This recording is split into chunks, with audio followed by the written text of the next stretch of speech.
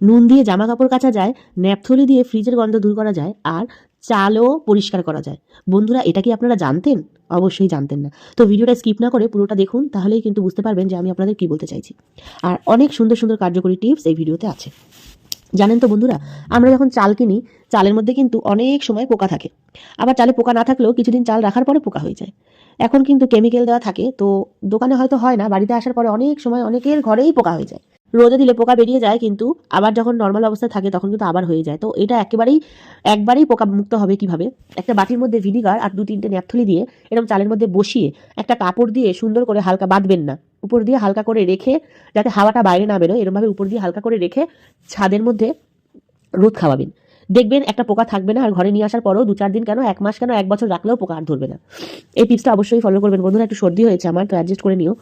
তো দেখো বন্ধুরা, এই যে নাইটি, অনেকেই বলেছো যে জামা কাপড়ের রং ওঠে, এই রং কিভাবে ওঠা বন্ধ করব, আপু এই টিপসটা শেয়ার করবে। তো ফাইনালি টিপসটা শেয়ার করলাম। দেখো বন্ধুরা, যখন নতুন জামা কাপড় আনবে, এরকম পরিমাণ মতন জলে ভালো করে ভিজিয়ে নেবে জামাটাকে, যেন কোনো অংশ শুকনো না থাকে। তারপরে নুন দিয়ে ভালো করে 1 খাবলা মতো নুন নিয়ে নেবে, জামা যতটুকু প্রয়োজন ততটুকু, মানে যতটুকু সার্ফ ব্যবহার করবে একটা জামা পরিষ্কারের জন্য ততটুকুই নুন নেবে। তারপরে ফিটকিরি, এই নুন আর ফিটকিরি দুটো একসাথে দিয়ে কিভাবে জামা কাপড় পরিষ্কার করবে দেখো। এই নুন আর ফিটকিরিতে রাত্রেবেলায় জামা কাপড়টাকে ভিজিয়ে রাখবে, যেই জামাটাই তুমি রং মুক্ত করতে চাও সেই জামাটা। নতুন হলে বেশি ভালো হয়। প্রথম থাকতেই যদি এই কাজটা করো তাহলে রংটা পাকা হয়ে যাবে, রং উঠবেও না, আর কালারও ফেড করবে না। এই জামাটা রাতভর ভিজিয়ে রাখবে, মর্নিংয়ে যখন উঠবে এই দেখো কতটা কালার বেরিয়েছে। জামাটা ভিজিয়ে রেখেছিলাম, আর একটু বেশি সময় ভেজাতে হতো, আমি একদম সকাল সকাল উঠিয়ে দিয়েছি, আর অনেক রাত্রিরে, মানে আমি রাত্রি 12টার সময় ভিজিয়েছি আর সকাল 7টায় উঠিয়ে দিয়েছি। দেখো এইটুকু টাইমে কতটা কালার বেরিয়েছে বন্ধুরা।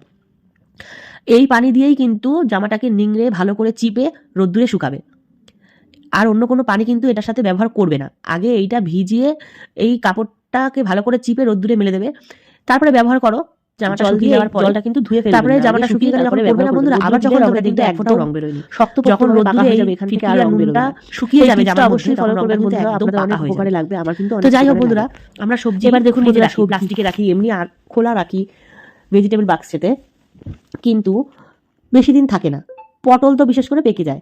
এই পটলটা দেখছো না বন্ধুরা, কমসে কম এর বয়স 7 দিন হয়ে গেছে, কিন্তু আমার পটল একটাও পাকেনি, দেখো কিরকম সবুজ হয়ে রয়েছে।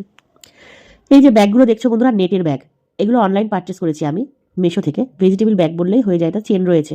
এই ব্যাগে রাখার উপকারিতা বন্ধুরা, এর ভিতরে যে নেট, হাওয়া পাস হয়, জাল জাল, এতে কি হয়, সবজির মধ্যে জল জমে না। প্লাস্টিকে যদি আমরা রেখে দিই, ভাপে ভাপে সবজি কিন্তু পচে যায়, কিন্তু এইভাবে রাখলে এর এয়ারটা, হাওয়াগুলো কিন্তু বাইরে বেরিয়ে যায়, আর এর ফলে সবজিগুলো তাজা থাকে। তোমরা এই ব্যাগগুলোতে সবজি রাখতে পারো। এরপর দেখো বন্ধুরা, আমরা যখন পড়তে বসি তখন কিন্তু এই যে পিসটা হাওয়ায় উঠতে থাকে, তো এই ওরা বন্ধ করতে আমি একটা উপায় বার করেছি বন্ধুরা। পড়তে বসলে কিন্তু আমাদের খুব ডিস্টার্ব হয় যদি এটা ওড়ে।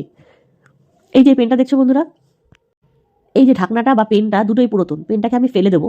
তো পেনটা ফেলে না দিয়ে পেনের ঢাকনাটা আমি কাজে লাগাচ্ছি। দেখো বন্ধুরা কিভাবে, এই ঢাকনাটাকে যদি এইভাবে লক করে দাও তাহলে কিন্তু উড়বে না বন্ধুরা। দেখো পড়ার সময় কিন্তু তোমাদের একটু ডিস্টার্ব হবে না।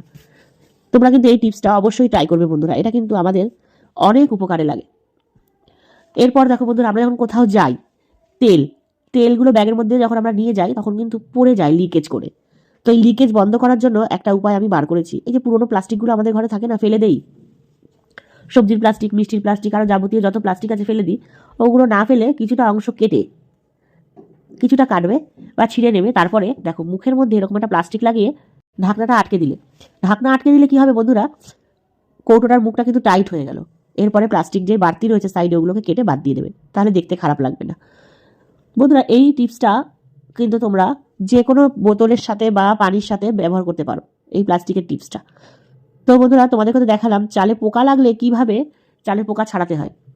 আর যাতে চালে পোকা না লাগে তার একটা উপায়, যখনই চাল আনবেন বন্ধুরা, তখনই 5-10টা তেজপাতা আর 8-10টা শুকনো লঙ্কা এরকম ফেরে ফেরে চালের ড্রামের মধ্যে রেখে দেবেন। আমি গ্যারান্টি দিয়ে বলছি বন্ধুরা, 1 বছর চাল রেখে দিলেও পোকা হবে না। এইটা একটা ভালো টিপস, আমি সব সময় অ্যাপ্লাই করি। এটা কি চিনতে পারছো বন্ধুরা, এটা কি শাক? কমেন্টে ঝটপট করে বলো তো এটা কি শাক। যদি বলতে পারো তাহলে কিন্তু বুঝবো যে আমার ভিডিওটা পুরোটা দেখেছো। এইটা মূলো শাক।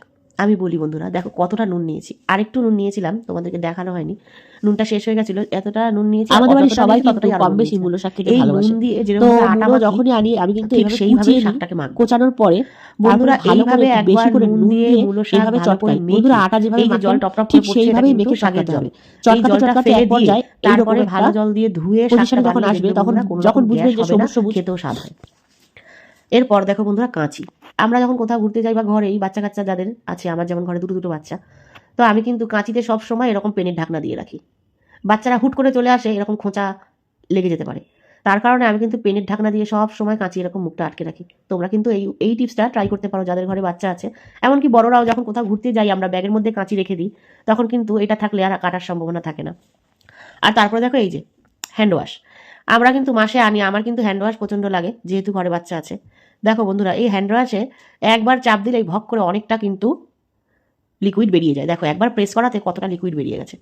এই লিকুইডটা কম করার আমি একটা উপায় বার করেছি। দেখো বন্ধুরা, এই যে মাথার গার্ডারগুলো মোটা, এই গার্ডারগুলো যদি একবার এখানে বেঁধে দিতে পারো, এবার প্রেস করো, দেখো কতটা কম বেরোলো, কত কম কম করে বেরোচ্ছে, দেখো কত স্মুথভাবে আস্তে আস্তে।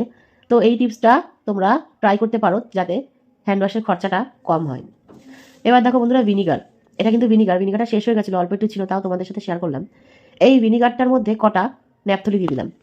এবার এই ন্যাপথলি আর ভিনিগার কি করব দেখো, এটা একটা ছোট্ট কন্টেনার ছিল আমার, তো এটা একটা সাইকেলের স্কোপ, এটাকে গরম করে ছোট ছোট করে ফুটো করে নিচ্ছি বন্ধুরা। দেখো এই ফুটো ফুটো করার কারণটা তোমাদের সাথে বলি, তোমরা দেখো ভিডিওটা বুঝতে পারবে। এবার ফুটো করার পরে এই ভিনিগারটা আর এই ন্যাপথলিটা আমি এর মধ্যে ঢুকিয়ে দেবো। এবার দেখো বন্ধুরা কি খেল হবে। এই ফুটো ফুটো করাতে এই ভিনিগারের আর এই ন্যাপথলির একটা কড়া গন্ধ এই ফুটো থেকে কিন্তু অলরেডি বেরোনো শুরু হয়েছে, ভীষণ ভয়ঙ্কর একটা গন্ধ বন্ধুরা। এটা আমি ডিপের তলায় রেখে দেবো, কিছুক্ষণ বরফ হয়ে যাবে, তারপরে আমি ওটাকে বের করে এইরকম বাইরে তোমার রেখে দেবো ফ্রিজের। দেখো বন্ধুরা, এইটা রাখলে ফ্রিজে কোনো রকম গন্ধ বেরোবে না, ফ্রিজ সবসময় ফ্রেশ থাকবে। ভিডিওগুলো যদি কোনো রকম কোনো অংশে ভালো লেগে থাকে বন্ধুরা, অবশ্যই আমার পাশে থেকে আমার চ্যানেলটাকে সাবস্ক্রাইব করে